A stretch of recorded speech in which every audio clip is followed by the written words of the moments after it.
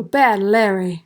What's up, everyone? Welcome to the Bad Larry Kingdom. I'm your host, Bad Larry, and today's episode covers X Factor number 47, Judgement War, interlude. This is a unique special issue written and drawn by Karen Dwyer, which is why this cover seems so out of place. Obviously, this issue will focus on Archangel and what he's going through, and although this rendering of him on the cover isn't bad, it isn't great either. 6 out of 10. This interlude seems to be because someone was late with their deadlines, clearly stated on the front page. So, But the premise is that Archangel is barely conscious. He's chained up by his captors, the Chosen, and specifically Lord Rask. In the heart of Sin City of New York, a young blonde boy named Michael gets off the bus, wide-eyed and bushy-tailed. Notice the headliner, D Cups, Big Babes. The degeneracy promoted right out in the open, and Michael is shown to be a pure character symbolized by a halo above his head. Where did Michael come from? Why did he get on a bus to New York? Who knows? We'll find out later. The point is, he is a fish out of water. It is interesting how Kieran drew this first panel. Michael is physically smaller than everyone in the panel, representing he is small town. Michael is a mutant and he has healing powers. He approaches a blind man and touches his face. The blind dude freaks out, as he should. I would. Just sitting there blind as a bat and some fool starts touching my face. But then miraculously, something happens. Old boy's cured. He can see. The old black dude is shouting loud, praises, praise the Lord, which triggers a crowd. Poor Michael is swarmed by the crowd. They're swallowing him up like a sea swallows semen. No diddy. Lucky for Michael, a group of teenagers calling themselves the Children of Heaven rescue Michael. I guess these teenagers missed the turn the other cheek message, 'cause they be fighting. Michael is in a daze, and the Children of Heaven take them to their spot, their little church.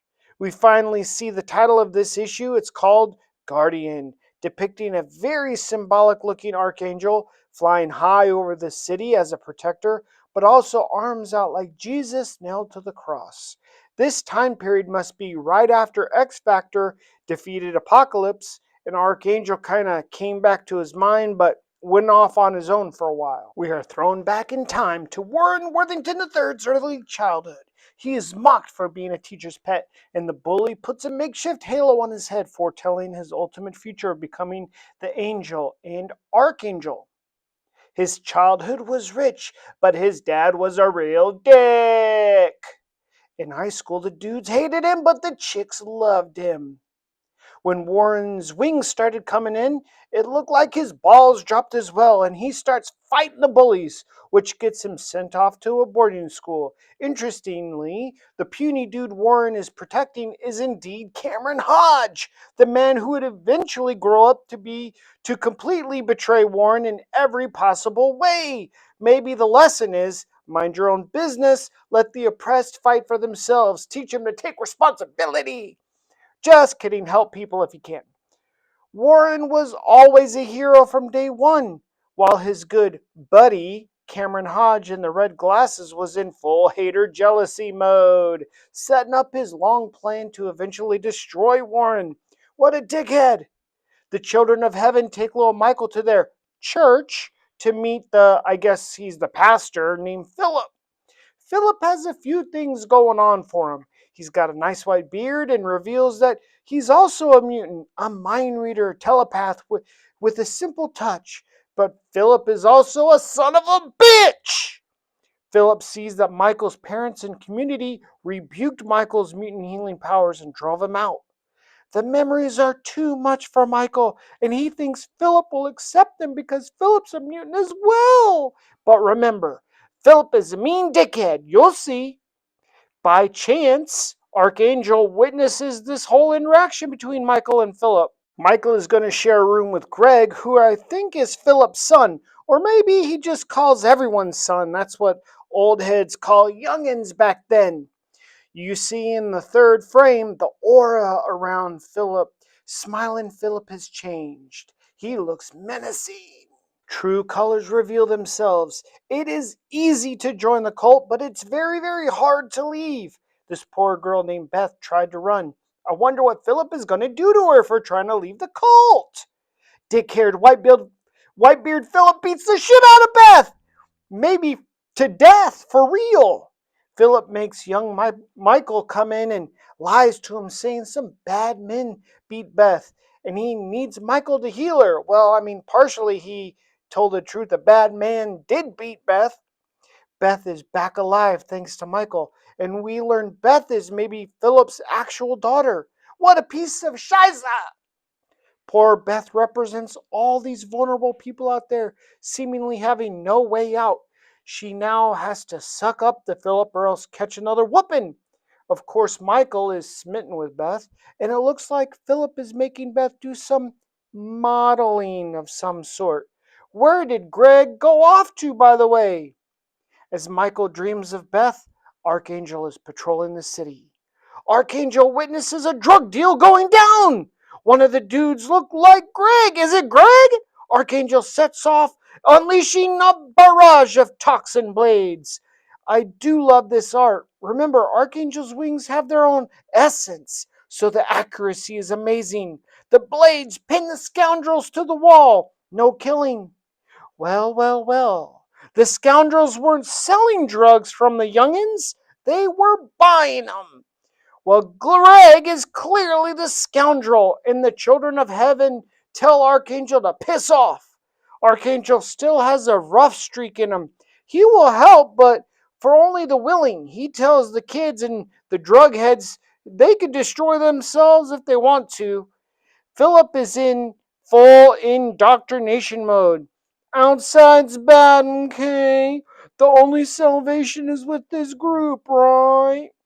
Philip is somewhat like Apocalypse. He's preaching strength and fire, destroy the wicked. It's the complete opposite message of Jesus. Archangel wants to rejoin his team and his friends, but his mind is still messed up. He stays away from them for now. Michael confirms his crush on Beth to the dastardly Greg. Dastardly Greg is also a son of a bitch, and we confirm what Philip is making poor Beth do. Greg pulls out a tape to show young Michael what type of shooting Beth has been doing. Michael is as pure as a young boy can be. He hasn't seen adult visuals, and to see his crush, Beth, performing well, he can't take it. Man, this issue is tough. Exploring shish trafficking themes. Yikes! How did this get past editing? Beth tries to make a runner again, and again she is caught, and again Philip has beaten the shit out of her, and again he wants Michael to heal her up. This cycle needs to stop. Michael gets manipulated by Philip and Greg. He's now disgusted with Beth, even though Beth is innocent. And Philip orders Michael to reverse his healing of Beth to cause her more pain, which I didn't know Michael could do. Philip is using everyone. He's a psychopath. This isn't what Michael signed up for. Michael prays. He prays for help. Michael's prayers are received. Archangel busts in Kool-Aid Man style, and he's pissed. The toxin blades pin Philip to the wall.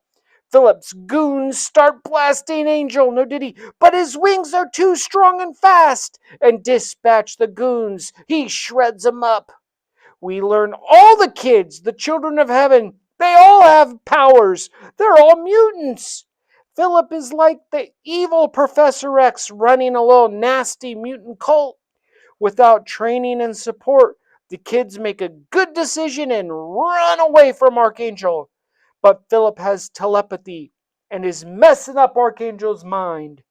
What a great page. I like how the key moments of Warren's past are displayed like a stained glass windows. While Archangel is down, Philip looks like he's gonna kill Beth with the darn butcher knife.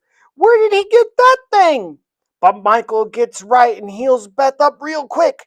Beth is a telepath as well and serves Philip the same dish, messing up Philip's head. We see the true motivation of Philip's evil. He's just afraid of being left alone. What a psychopath! Philip's going to jail. Hopefully, they have someone to counter his telepathy, or else Philip will be free real quick. The kids are now free to go back home or wherever they are going to go. Archangel invited Michael and Beth to join X Factor, but they declined. No spandex for them. They're going to stay and help others in the city. I really wish we could get some sort of follow up on some of these characters. Greg is off on his own as well. Archangel says he'll keep an eye on him, but how? I mean, right now he's chained up on a whole other planet, light years away. If and when X Factor gets back to New York, you think Archangel is going to say, you know what? After all of that, I need to fly around and try to find that scoundrel Greg. No! Why would he say something like that when in truth it's impossible? He should probably just check the arrest records and he'll see Greg is probably in jail, that scoundrel. Well, hit that like button, subscribe, and let me know what you thought of this interlude issue. Until next time, be good to one another. Peace.